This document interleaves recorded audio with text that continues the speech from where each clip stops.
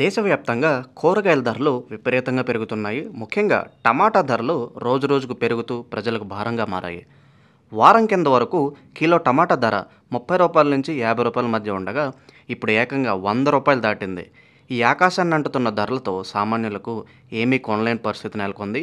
ప్రతి వంటకంలోనూ తప్పనిసరిగా ఉపయోగించే టమాటా ఇప్పుడు చాలా ఖరీదైనదిగా మారింది. ఈ ధర పెరుగుదల వల్ల ప్రజలు, రిటైల్ మార్కెట్లు రెండూ బాధపడుతున్నాయి.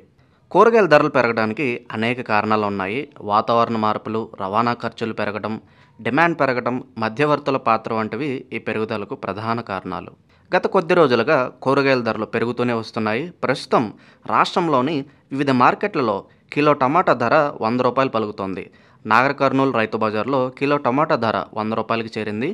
కూరగాయలు కొనలేక ఆకుకూరలతో సరిపెట్టుకుందామంటే వాటి ధరలు కూడా మండిపోతున్నాయి.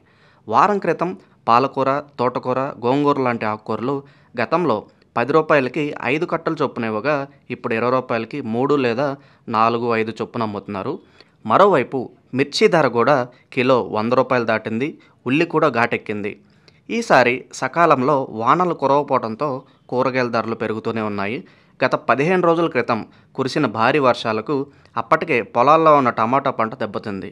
దీంతో చాలా వరకు గ్రామాల నుంచి పంట మార్కెట్లకు రావడం ఆగిపోయింది. స్థానికంగా టమాటాలు దొరకకపోవడంతో టమాటా ధరలు పెరిగాయి.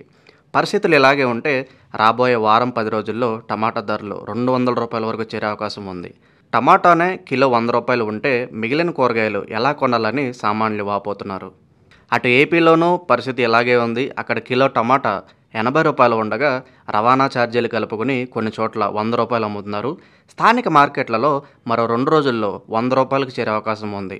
వర్షాభావ పరిస్థితుల వల్ల ఉత్పత్తి పడిపోవడంతో 60% దిగుబడి తగ్గడమే ధరల పెరుగుదలకు కారణమని వ్యాపారులు చెబుతున్నారు.